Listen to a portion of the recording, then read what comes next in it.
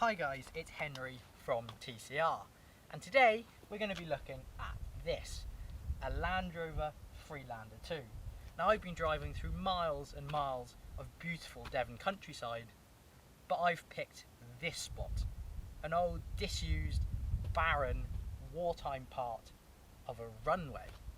But it is surrounded by beautiful Devon countryside, and I think that sums up or represents the Freelander 2 quite well. This rough, tough, rugged exterior, but when you start to look on the inside, it gets a bit more beautiful. Now the point of today's video is it worth buying a 12-year-old used Landrover Freelander 2 in 2025? I'm going to walk through a bit of the spec of this car specifically.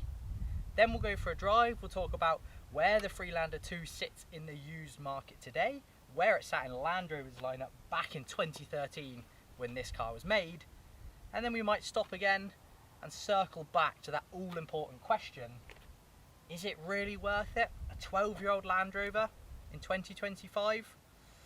I will excuse myself as well. I've managed to pick the one winter's day in England where the sun is out, so if I'm squinting into the camera, it's just my my unfortunate luck.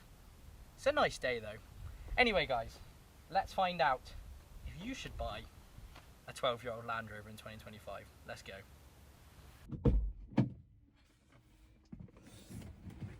Right then, I was going to do an outside walk around of this car, but although it's sunny, it's Baltic outside, so I decided no, I'm not doing it.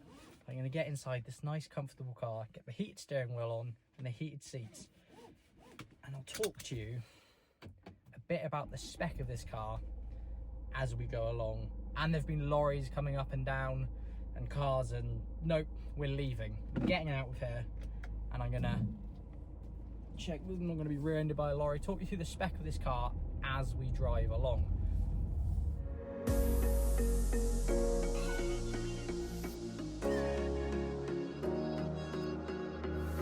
Running through the last of my thoughts, standing on the edge of my time. Everything I know will be gone in a minute, and that's alright. Running through the last of my thoughts, standing on the edge of my time. Everything I know will be gone in a minute, and that's alright. So this car is a HSE Lux, which back in 2013 was the highest spec you could get. One above the HSE. They brought it out after 2012 when they did the facelift to this current look, or I say current, the latest look Freelander ever got. And you got some really nice features. I've done about 600 or 700 miles in this car. First thing to say, super comfy. It's one of those cars you feel like you're sitting in an armchair. You've got the armrest, you've got this lovely supple Windsor leather. You kind of get in and you feel cozy. You've got heated seats, you've got heated steering wheel, you've got a nice steering wheel as well, which has lots of features on it actually. For a 12-year-old car, I'm quite impressed by the technology. Moving on with technology, the infotainment system. Hey, Land Rover were behind their time for quite a lot of their time.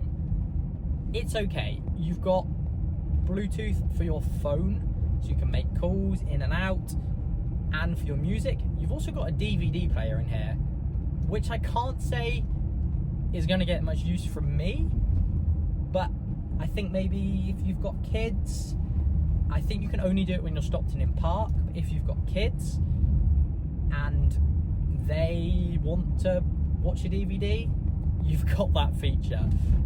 Talking about kids, in the back you've got nice leg room.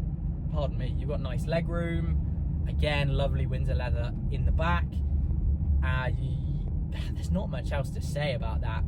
You don't have any features like 4-zone climate control or even air vents in the back. That just wasn't really a thing on the Freelander 2. But it is very nice back there. You also have the twin pano roofs as well, which is a nice feature. So They're separate glass. Modern Land Rovers have one big pane of glass. This is separate. The front one is a slide and tilt, so it will open. The back one's static, but they both have sunshades on them, so you can stop the sun kind of glaring through them. Driving this car, you feel like you're in a bigger car than you are. It's one of those Land Rovers, a bit like the Disco Sport and the Range Rover Evoque, that are quite small but make you feel quite big. So you've got the nice high up driving position, the armrest, the Land Rover steering wheel. You can just cruise along. Now this doesn't have any of the features that the Disco 4 had. It doesn't ever have air suspension or a V6 engine or anything like that. But it cruises along quite nicely. You do have cruise control as well. And this 2.2 engine, when you want it to go, it does pick up its feet. Moving on to then where the Freelander 2 sat in Land Rover's lineup back in 2013 when this car was produced.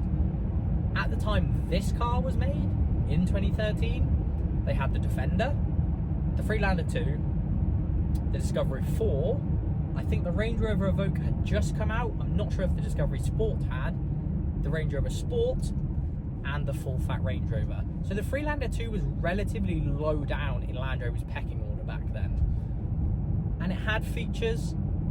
It was a lot more luxurious in this model variant, the HC Lux, than the Defender, but different purposes. If you were looking at a Defender, you maybe weren't looking at a Freelander 2 as well, and it wasn't quite as luxurious or comfy as the Disco 4, so you didn't get the V6 engine, you didn't get air suspension, there were a few other features that you just simply couldn't get on the Freelander 2.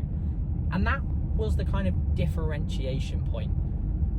The Disco 4 had the 7 seats, it was a lot bigger, it was a lot comfier. I say a lot, the air suspension does make a difference. The V6 engine was smooth and torquey. If you've driven a Disco 4, you know what I'm on about.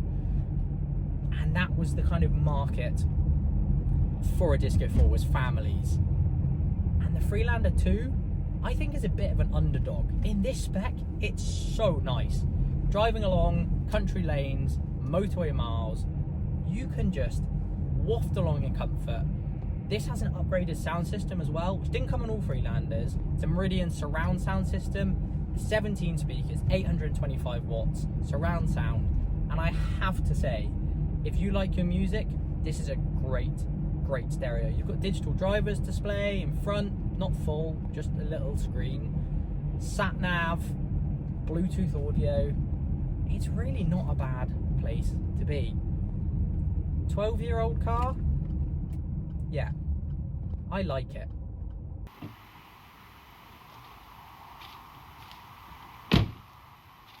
Right then guys, I've pulled over somewhere hopefully a little bit more scenic than the runway, if a little more muddy as well, to kind of wrap up the end of this video.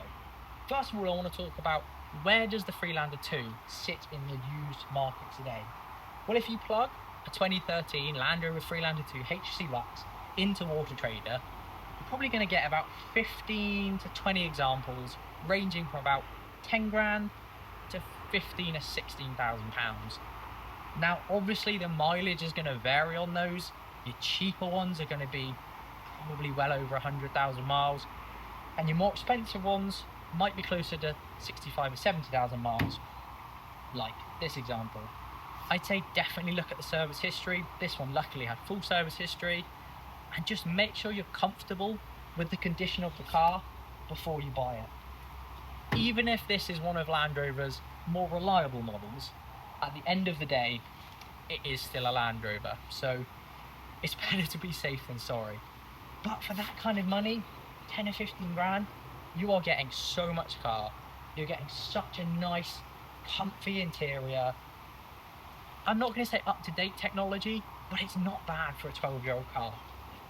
So that circles back to the final question, and the first question of the video.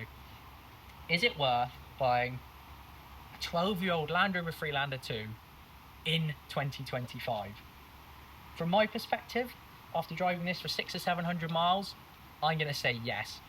It's fairly reliable, so comfy, so much car for your money. I would definitely consider it. Anyway guys, thank you very much for watching.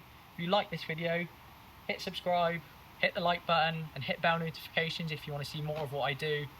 Thanks for watching and I'll see you later. Bye for now.